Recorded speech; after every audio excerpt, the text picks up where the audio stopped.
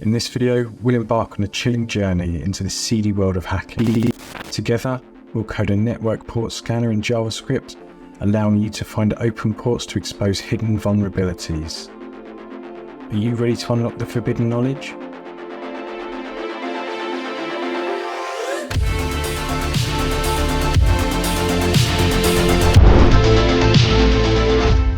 To get started, inside the port scanner folder, let's create an index.js file. And then from here, what we want to do is import the net module, the built-in net module from JavaScript. We say const net is equal to require net. And then underneath this, we want to set a couple of constants. The first constant is going to be our host, and this host is just going to be a local host. And then what we want to do is set a port number. So the port number we're going to be working with will be port 80. I may change this in a bit, as port 80 might not be open on my machine. And then we're going to start the actual socket here, and we're going to use the new net socket constructor. And then we want to set a timeout for these sockets. We say socket dot set timeout.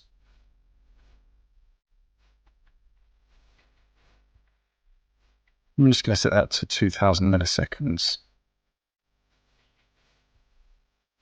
So once we've set the timeout, underneath here we're going to create three methods. The first one's going to be for connect, then a timeout, and then also an error method.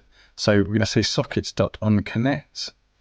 And if that's connected, what we want to do is we want to say console log connected to this host at this port number. And then we're going to do socket.destroy. Let's close that off.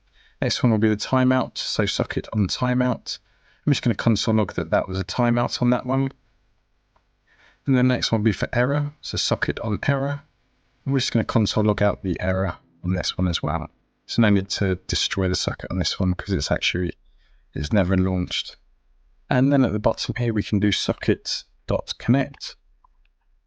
And then what we do in here, we post our port, then the host.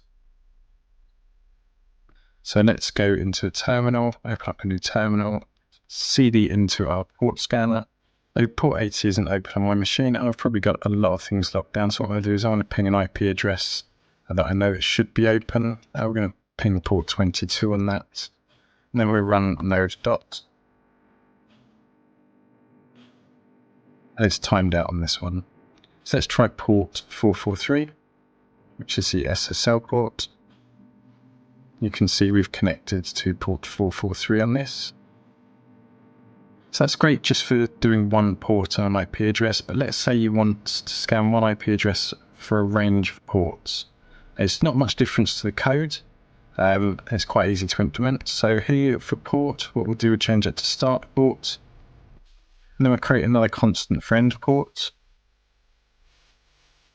And we'll call end port 445. And then what we want to do is surround all the code down here with a function. So we're going to say scan port. And that's going to be a function that takes a port as a parameter.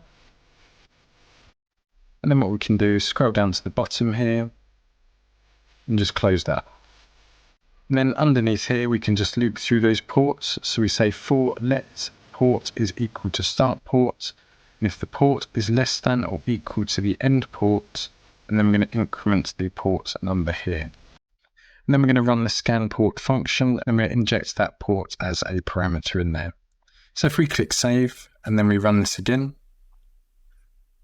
we can see that port, scroll back up to the top here. We can see that port 80 is open and port 443 is open, but all of the others have timed out. You can see how quickly that worked as well. Let's try upping this to 2000, just see how long that takes to run. There we go, we can see that we've got those two ports open still and all the others are closed. If you found this video useful, check out the playlist on screen now where I'll be going through how to create the rest of these: capture, cookie inspector, encryption, decryption tools, HTTP request interceptors, password strength analyzers, payload injectors, rate limiting testers, web scrapers, and cross-site scripting detectors. And thank you for watching.